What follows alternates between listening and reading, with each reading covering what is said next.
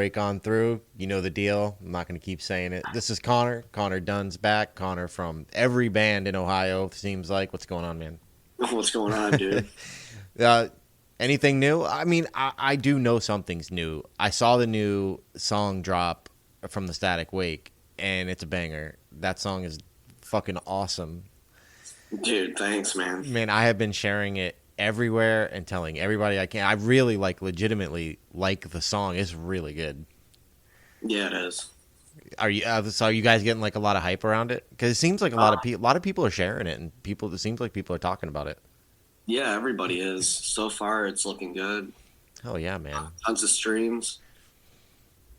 I seen look like some other maybe like influencers. I don't know who they are, but looks like some people were like they were hyping it up, man. It dropped, and all of a sudden I was like seeing a lot of shit about it, and I was like, holy shit! Absolutely. We came across an MTV music article. What?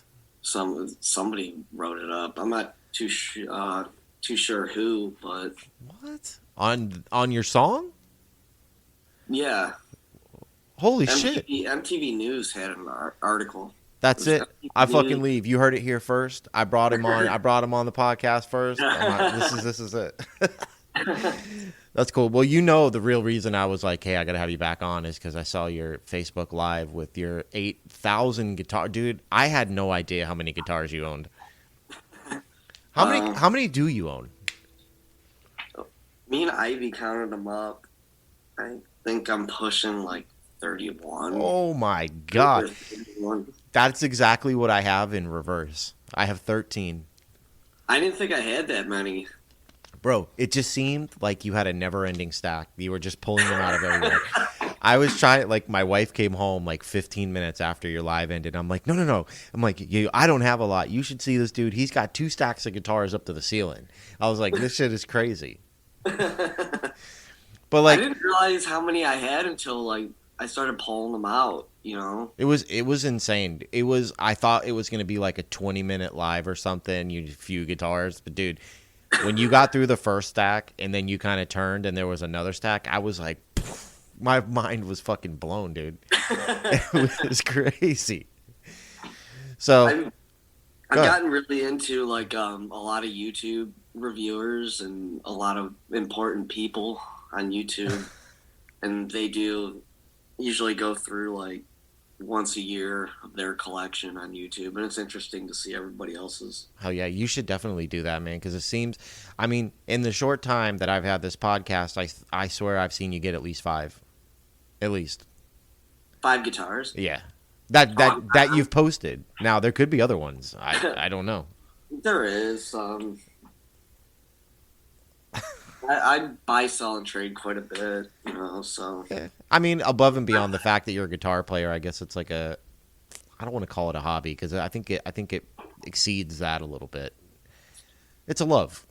yeah, it's an expensive hobby. But I get what you're saying. Yeah, but it's a hobby that you really love. It's not like you're collecting baseball cards and they sit in a box somewhere. You know, Yeah, you play them. yeah, it gets used. So let's kind of like which one was the first guitar? What was that one you pulled out? I think you said your dad bought it for you. It was blue. Oh, it was his guitar. It's a Oh, his? West Spectrum SX. Man, how long ago did you get that thing? I was a little kid when he gave me that. Yeah. He had it. It was his from the 80s. Now, is that like anything you've ever like done anything with as far as like gigged it, or is it just kind of you have it? Maybe once or twice as a teenager, but other than that, it never leaves the house now. How is it as a functioning guitar? Like, is it nice to play? Oh, it feels nice. Yeah. Would you change much about it? No, not really. No. As far as, you know, a collector would go, I'm not really trying to like strip the parts off of it. You know, I want to keep it 100% original. Man, I fucked up. My dad gave me his guitar that he gigged with like until he stopped, and me and him had these ideas that we were going to do a bunch of shit, and we kind of got halfway through it, and now I'm like, I wish I would have never done anything to it. hmm So don't ever touch it. Just leave it alone because it was your dad's. I don't know. I'm a sentimental kind of guy. Yeah, But I have a ton here that get played with and get torn apart and put back together. you seem to be like a Dean guy. I've noticed you play a lot of Deans. Yeah, I love Dean guitars. I don't think I've ever put my hands on anything above like the low grade Dean. So that's my unfortunately that's my You have that to step above that, man. You can't judge a company off of low grade beginner yeah, dude. instrument. But I think the only Dean I've ever played was a Vendetta, and I hated it. I fucking hated that guitar. It felt weird. It didn't. There was Yeah. something wrong with the one I had though. Like it wasn't mine. It was somebody else's, and it was already fucked up. But he was not nice to this thing, and like the neck was all out of whack and shit. It just felt weird. I've always liked the way they looked, like the Razorbacks and shit. I like those. I think they're badass. They're expensive. They're big guitars, man. Yeah, they look big. Because I they're mean, good. they're comfortable to play though. Are they? They balance correctly. There's no like neck dive or anything on them. No, I thought they would because the headstock's kind of it's got that cut in the V, but it's big, almost like a BC Rich has a big headstock. And I had a Yeah. BC Rich when I was younger, and it did have a lot of neck dive. Them motherfuckers are neck heavy. hmm Um, but yeah, I don't know. I'll have to go to like a guitar store and see if I can find one and just pick one up for fun. Well, the new ones are nice, dude. They're Yeah. killing it right now. What are they They're What are they going for? um anywhere from like it depends on what you want. Yeah. I think the selects are going for like 800-900 bucks, something like Well, that's that. not bad. That's not what I was thinking. I want one of Dimebag Darrell's personal guitars. Okay, that's what I want. I want one of those. But I figure maybe we'll pick out like a handful of your favorite ones, and we'll go through those and like what they mean to you and where you got them and all that.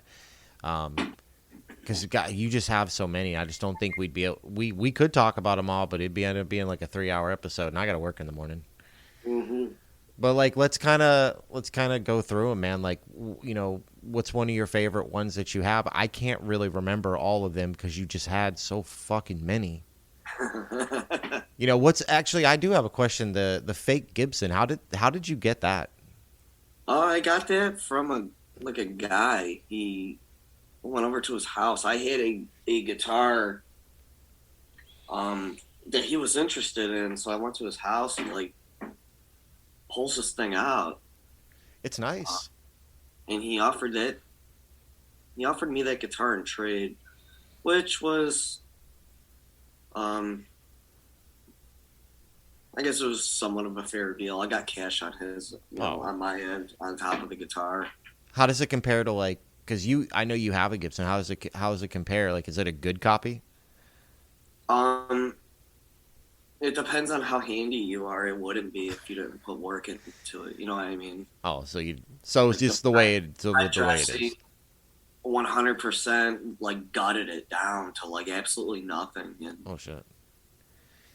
basically rebuilt the whole thing, rewired it, new nut, What do new you tuners, using it for?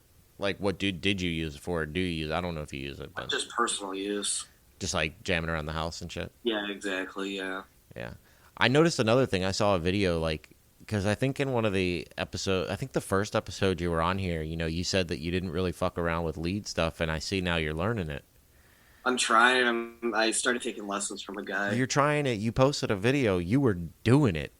It was sounded. It's just learning a song, man. I It need to sounded learn good. how to like solo and key to like if me and you were jamming, Yeah, we were playing like you'd have to do it because I sure the fuck can't.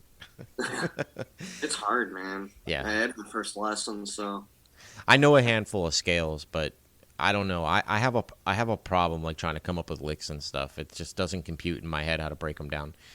But what made you decide to learn that? Just to do something different? just inspired. Yeah. What was it that inspired you?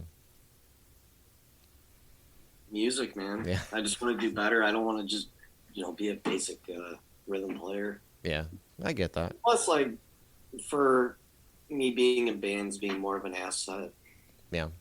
you know. I mean, it couldn't hurt, right? No. Yeah. So you got any shows or anything coming up anytime soon? Or Cold you? Concrete's playing in February. Yeah, where at?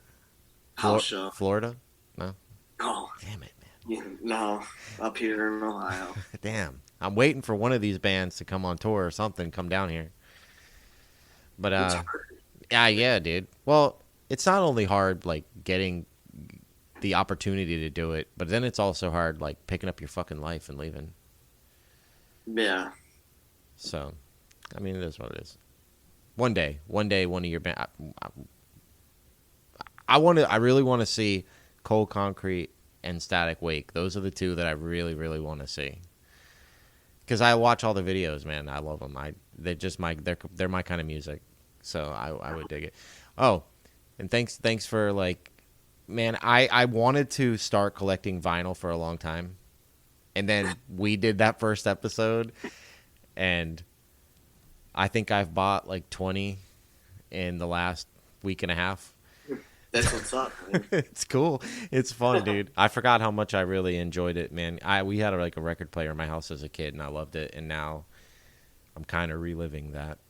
So it's pretty cool, man. You get any new vinyl? Oh, yeah. I got a few. I went shopping. What'd you get? Um, got an AFI vinyl. Oh, nice. Do you buy most of your vinyl like locally, or do you? Because I know you turned me onto that Discogs, and that's basically where I'm getting everything. I try and buy everything locally at shops. Yeah. It's fun to go in and find it. I just wish I had the time to go into the shops more. Because usually, if I'm getting off of work, there is one right by my work, but I'm usually time crunch. I got to get home to be with the kids. I haven't gone locally, but I swore that I didn't think there was anything local here, and man, I was real wrong. There's a bunch of them. They're everywhere, man. Yeah, there's a bunch of them. I try and buy everything locally because most of the Support time you can get it cheaper at the store. Yeah, and it's important to support local businesses. Keep the small shit going. A lot of these kids are buying records at shops and going and finding out that they're worth a little bit more than what the store was asking. Do you feel like do you get better deals at the stores? Do you think you get better deals when you go locally to the stores? Sometimes because they can't change the price. So say this record was released Mm-hmm. and they stopped pressing it. They get more rare. Well, yeah. Well, the reason I'm asking is because like I've noticed when I'm buying them. Yeah, we're not even doing a podcast anymore. We're just going to talk about records now. But I've noticed like when I look up a certain album, like there'd be like 40 of them, but it's like all the same. They're all the exact same price. So I was wondering like if you go into the store, is it like going into a pawn shop where there's a bit more wiggle room? I'm trying to think of how to explain this. Okay. No, you can't really like finagle the price. There's certain colors of certain vinyl, certain pressings, and the prices are weird. It's hard to explain. Well, I mean, I understand like if it's a limited edition colored pressing or like a splatter of marble, exactly. the price and goes kids up. are buying those, and they stopped pressing that, and say like the record store still had one left over. They can't just like change the price. Yeah. Well, I mean, they could, but sometimes. What I mean to say is like sometimes they don't catch on to it right away. You can get it cheaper, than what they're asking. So what you're saying is you got to kind of catch them before the inflation happens and they catch it. Exactly. All Yeah. right, I got you. I was just curious. I'm horrible at talking, man. I can't. Actually, dude, listen, your episodes, I get a lot of people that hit me up about the episodes that you do, and they actually really like them. So, I mean, you're just you, man. You're a good guy. Yeah. I know, like you're a to the point kind of